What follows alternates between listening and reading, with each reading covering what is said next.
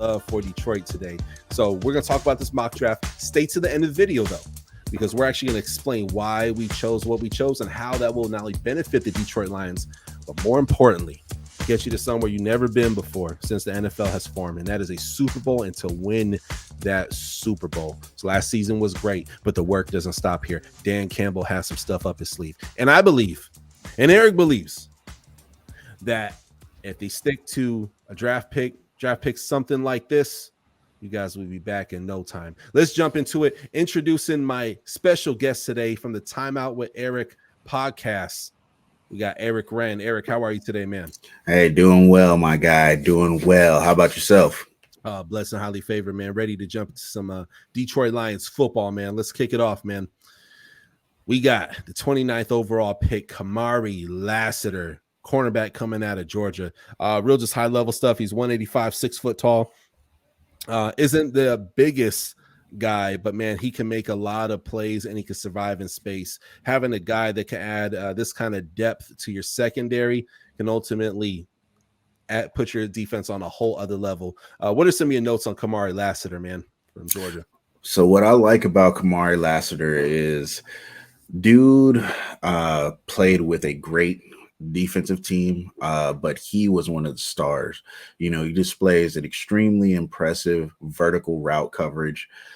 Dude switches into transition very well. I mean, extremely quick to the screen game. So he's not afraid to get in there and do the dirty work, make some tackles. Dude likes to get scrappy. I mean, he loves coming downhill and engaging in the run support. I love it. I love it. And one thing that's important to point out, he has 8 pass deflections. So that means it's a very tough guy to take and throw to. And people don't like throwing his way. That's why you don't see a whole bunch of interceptions. Dude actually had 1 interception his whole college career. But don't let that take and sway you away from a Kamari Lassiter. This guy's going to ball out every chance he gets. When I see him, I think Nnamdi Asomugha when he was with the Raiders. Not with the Eagles, but when he was with the Raiders, and people, Lord, no. His stats almost sucked when it came to tackles because people just did not want to throw his way. He was such a lockdown cornerback for like 2-3 years. And that's why I see in Kamari Lassiter set potentially better. Moving on, we have Brandon Dorlus, edge rusher coming out of Oregon, man. What makes Brandon so special, Arrik? Hey, this guy has numbers that will literally make your jaw drop.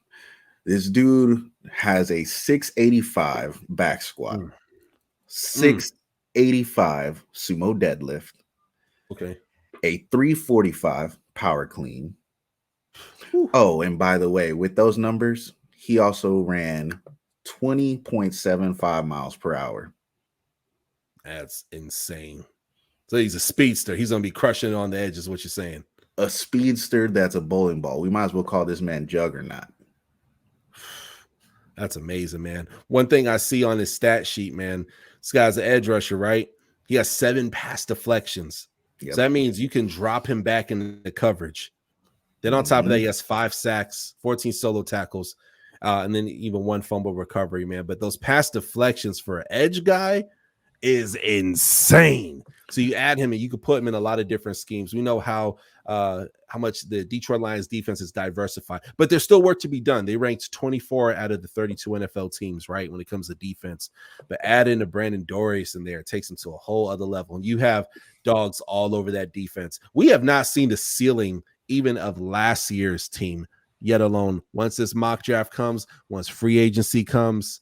Oh, yeah, big things for Detroit. Moving on to Braden Fisk, defensive tackle, Florida State, man. What you got on Braden, man? So what I like about Braden is he's extremely, almost lightning fast off the snap in the pass rush. Violent hands, very good feel for, inside counter moves. I mean, dude just plays extremely aggressive. He has the ability to disengage and out-grapple blockers. Dude is just nasty. And if he gets thrown off of his path, he also has great recovery. Never gives up on the play. Yeah, I love that, man. I love that. And you look at his sacks, man. Last year he had 6 sacks, and then this year he had 6 sacks again. So the number 6.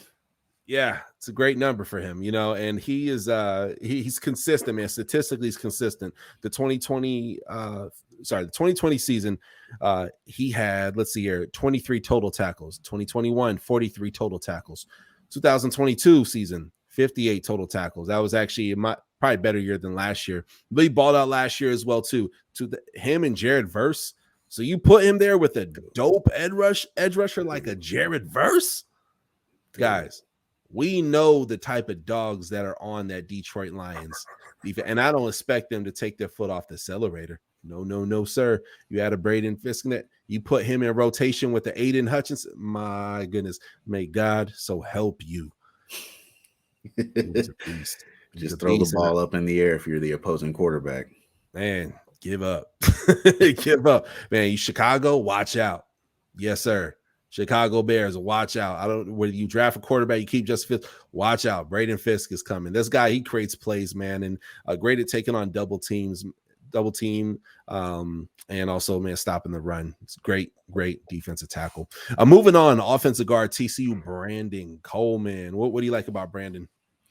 I like the fact that Brandon finishes blocks, dropping defenders left and right, shows great awareness. He has awesome reaction time as far as, coming off of one block and getting another at a second level. Strength and anchor, bigger than most defensive linemen. He plays with an extremely wide base. So rarely does this man end up on the ground. Extremely aggressive at extending the power punch, and looks forward to creating comfortable space for his running backs. I love it. Then moving on to friend of the show, actually. I've had him on the show, Jaylen Coker. Now, when you think elite receiver, you don't think of a school like a New England school like Holy Cross. You think of somewhere down south, maybe like in Alabama, Florida, Miami, Georgia. You don't think of Holy Cross.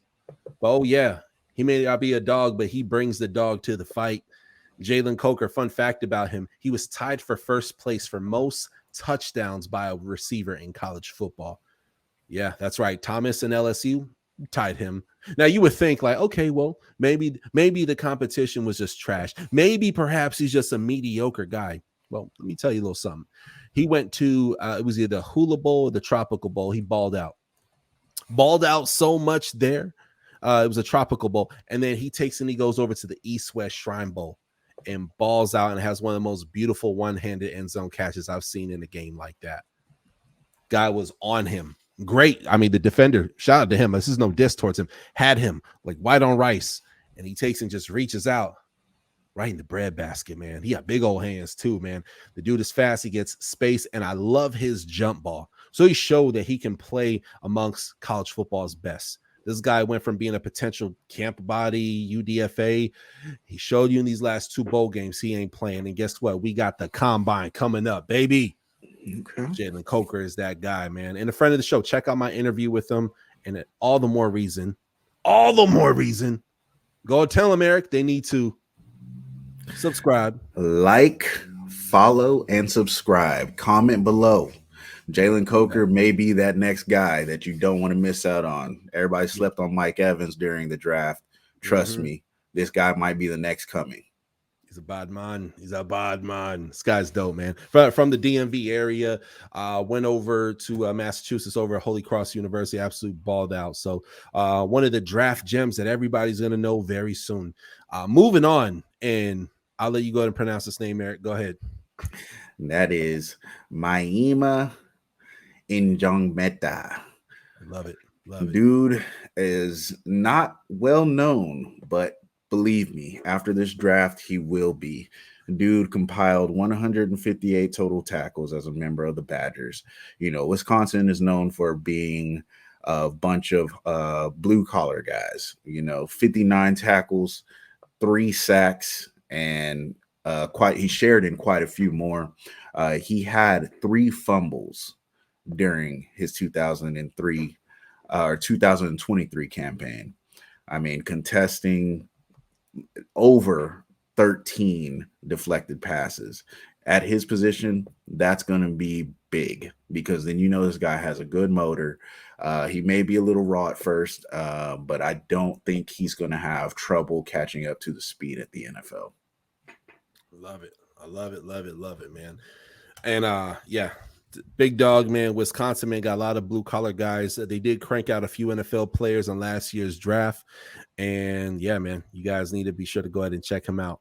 Then moving on to the final pick. Now, in college, UCLA said, hey, we'll take both you and your twin brother.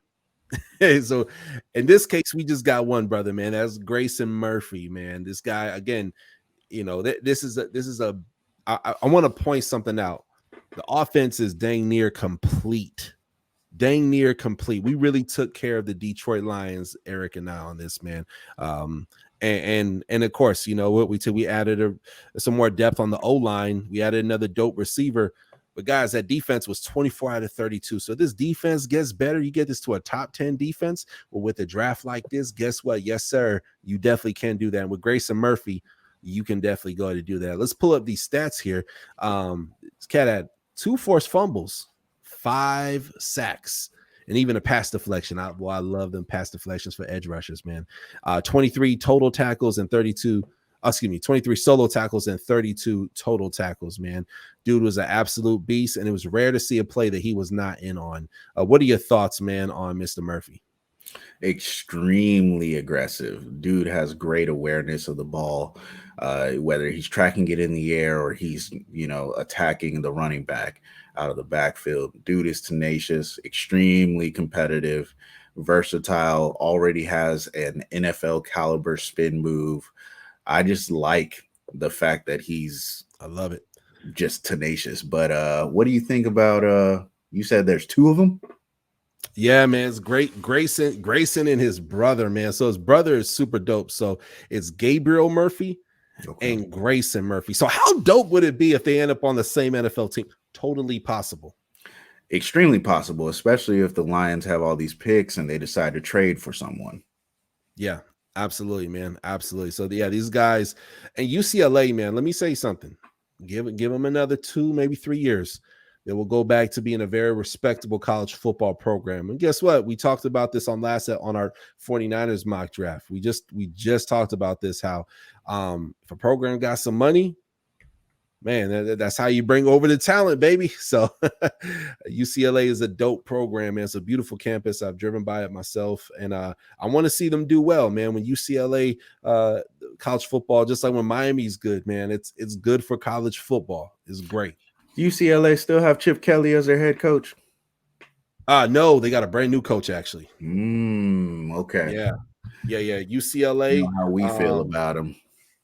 I like him. He's a former player himself. Let me go ahead and pull it up here. He just took and they signed Deshaun Foster. Okay. At a UCLA. So yeah, Chip Kelly is no longer there. Chip Kelly, he did some good things, man. He definitely tried, but yeah, Deshaun Foster, man, is that dude, man. And to see him get emotional. I mean, this is a guy who ran over 3,000 yards, had over 39 touchdowns, and even caught 4 touchdowns in his 4 seasons with the Bruins. He was all Pac-10 in the year 2000 and 2001. So this is a guy who goes way back, and even had a little bit of a pretty good career, man. He played for the 49ers and was initially drafted by the Carolina Panthers, right? So this is a guy he's all that in a bag of chips, man. But when all right, Arrik, you're an Eagles fan, right? Imagine someone hands you the keys to the castle and say, hey, you're going to be the head coach. You're going to be very emotional. You're going to take that really to heart. Well, with new Bruins head coach, Deshaun Foster, man, he's able to take and do that. He's going to accomplish a lot on that team, man. So that's why they're going to be cranking out a Grayson Murphy, a Gabriel Murphy, man. And the Lions are going to reap the benefits of that, man. I have a feeling they're going to get one of the Murphy brothers. I'm calling it, man. They're going to get one of them. We may hit with Grayson. It looks like they might hit with Grayson for sure. Definitely, man. But Lions fans, I want to thank you guys, man. You guys are a huge chunk of my subscriber base, actually, man. For old Florida boy, man, who just tries to show love to every team he does. I always put a little extra sazon, a little extra seasoning, a little extra barbecue, or hey, if you got high blood pressure, a little extra sodium-free seasoning on your team when it comes to showing love to Detroit, man. So God bless you guys. We'll see you next time on the Touchdown with Doug Smith, and follow my guest of today, the Timeout with Arrik Wren show. Man, it's coming this summer, and I have all stuff down below in the description of this video. So be sure to go ahead and give him a follow and thank me later. We'll see you guys next time. Thank you for watching another episode of the Touchdown with Doug Smith, where we have exclusive NFL content and exclusive NFL interviews. Be sure to hit that like and that subscribe button. Follow us on social media. See you on the next one.